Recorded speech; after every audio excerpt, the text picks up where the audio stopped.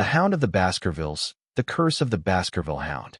The most chilling case tied to the legendary giant hellhound that haunts the Baskerville family. Is it supernatural, or is it all just human deception? The story opens in the familiar office of the brilliant detective Sherlock Holmes, where the most unusual cases always seem to find their way. On this particular day, Dr. James Mortimer comes seeking Holmes' help with a strange, unsettling mystery. His friend, Sir Charles Baskerville, has just died under suspicious circumstances. But what's truly alarming is that the Baskerville family has long been rumored to carry a terrifying curse. According to legend, many years ago, an ancestor of the family, Hugo Baskerville, was known to be a cruel and violent man. One night, Hugo kidnapped the daughter of a local farmer and locked her in the family's castle. The girl managed to escape and fled across the wild, foggy moor. Consumed with rage, Hugo chased after her. But Hugo was never seen alive again.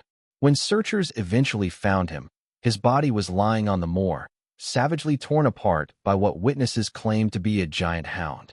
Since then, the legend of the Phantom Hound has haunted the Baskerville lineage, passing fear down through generations. Dr. Mortimer truly believes that Sir Charles's death was far from ordinary. Sir Charles was found dead in the garden, his face frozen in sheer terror, as if he had literally died from fear itself. Even more disturbingly, near his body, Dr. Mortimer discovered huge paw prints, marks that could only belong to a massive dog, even though no animal was seen nearby. Fearing for the safety of the next heir, Sir Henry Baskerville, Mortimer worries that the curse might strike again if Sir Henry returns to Baskerville Hall. Unsure of what to do, he turns to Sherlock Holmes for guidance. And as always, Holmes is immediately intrigued by the bizarre nature of the case.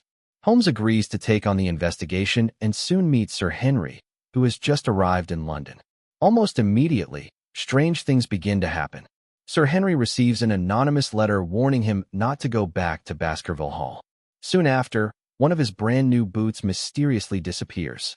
To Holmes, these aren't random events. Something or someone is clearly watching Sir Henry, and danger is closing in.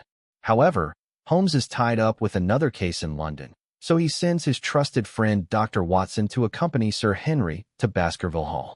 Watson's mission is to protect Sir Henry while secretly investigating the people and the strange happenings in and around the estate. When Watson and Sir Henry arrive at Baskerville Hall, they begin to uncover secrets hidden within the ancient mansion and the misty moor. Watson quickly notices that the Barrymores, the castle's longtime caretakers, are acting very suspiciously. Mr. Barrymore often sneaks out at night, carrying supplies. Curious, Watson follows him and eventually discovers that Barrymore is secretly feeding someone hiding out on the moor. That man turns out to be Selden, a fugitive who recently escaped prison, and also happens to be Barrymore's brother-in-law. However, Watson realizes that Selden has nothing to do with the so-called curse or Sir Charles's death. It's just a dangerous coincidence. As Watson continues his investigation, he meets other locals who might be involved. One of the most intriguing is Stapleton, a naturalist who lives near Baskerville Hall with his sister, Beryl. At first, Stapleton seems friendly and eager to help, but over time, Watson starts to see his darker side. Stapleton is possessive, controlling, and shows signs of anger, especially when Beryl grows closer to Sir Henry. Strangely, Beryl repeatedly tries to warn Sir Henry and Watson about the hidden dangers surrounding Baskerville Hall, but every time, Stapleton finds a way to silence her. The mystery around the siblings deepens. While Watson remains focused on unraveling the secrets of the moor, he makes a startling discovery. A mysterious man has been secretly living on the moor, watching everything. After days of tracking him, Watson is shocked to find that this man is none other than Sherlock Holmes himself. Holmes never stayed in London. He had quietly traveled to the moor and had been investigating behind the scenes the entire time. Holmes reveals that from the very beginning, he suspected Stapleton. Through careful surveillance, Holmes uncovered Stapleton's biggest secret. Stapleton is actually a long-lost descendant of the Baskerville family, a detail he went to great lengths to hide. His true goal? To eliminate Sir Henry and claim the Baskerville fortune for himself. Stapleton cleverly used the legend of the Phantom Hound to cover up his murder plot. He raised a gigantic hound and coated its body with a glowing phosphorus substance to make it appear ghostly in the dark. This terrifying creature was what killed Sir Charles, driving him to death by sheer panic and convincing everyone that the ancient curse was real. Now that Holmes fully understands Stapleton's plan, he and Watson set up a dangerous trap. They allow Sir Henry to walk alone across the moor at night, hoping Stapleton will seize the opportunity to unleash his monstrous hound. Just as Holmes predicted, when Sir Henry ventures into the mist, Stapleton releases the glowing hound to kill him. In a tense moment, Holmes and Watson spring their ambush, shooting the beast before it can harm Sir Henry. With the plan foiled, Beryl Stapleton, who had been forced by her brother to participate, finally breaks free and confesses the entire scheme to Holmes.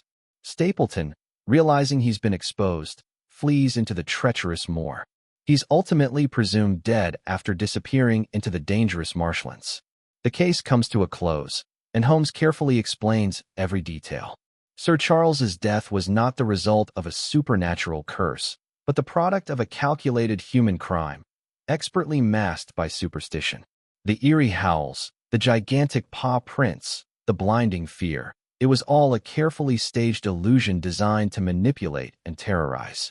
Holmes emphasizes that while ancient legends can be powerful enough to cloud human judgment, only sharp observation and logical thinking can cut through the fog and reveal the truth. Even though the case is solved, Sir Henry is left deeply shaken by the ordeal. Holmes advises him to travel abroad and take time to recover from the psychological trauma. Holmes and Watson's plan to draw out the villain had succeeded, but the danger was far from over. They now needed to untangle the deeper layers of this plot and confront the man behind the fearsome illusion. After the failed attack on Sir Henry, Holmes turned his attention to Beryl Stapleton. Holmes had sensed all along that Beryl was more victim than accomplice. Under Holmes' careful questioning, Beryl finally broke down and revealed the full extent of Stapleton's schemes. Stapleton wasn't just a man driven by greed. He was meticulous, patient, and deeply manipulative. He had built his entire life around the goal of claiming the Baskerville estate. And to do that, he was willing to kill. Beryl confessed that Stapleton had forced her to play the role of his sister, when in fact, she was his wife.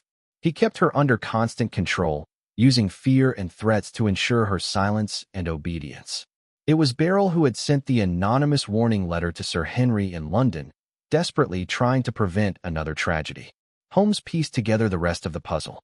Stapleton had carefully exploited the old Baskerville legend to his advantage. The use of phosphorescent paint on the hound's fur made the animal glow eerily in the dark, playing perfectly into the family's superstitions. He had trained the dog to recognize Sir Charles and Sir Henry by scent, ensuring it would chase them without hesitation. Sir Charles's death wasn't random. Stapleton had deliberately frightened him over time, manipulating his fear of the family curse until the night when Sir Charles encountered the glowing beast on the moor. His heart, already weak, gave out under the terror, leaving no direct evidence of an attack, only those chilling paw prints. Stapleton had planned to do the same to Sir Henry, slowly closing in, waiting for the perfect moment to release his monstrous weapon once more. But Holmes, as always, had arrived just in time to tip the scales. With his plot exposed, Stapleton fled into the treacherous depths of the Grimpen Mire, a dangerous, boggy section of the moor known for swallowing those who dared to cross it. Holmes, Watson, and the local authorities pursued him, but the fog thickened and Stapleton vanished. Holmes later found evidence suggesting that Stapleton likely perished in the marshland, unable to escape the deadly terrain he once knew so well.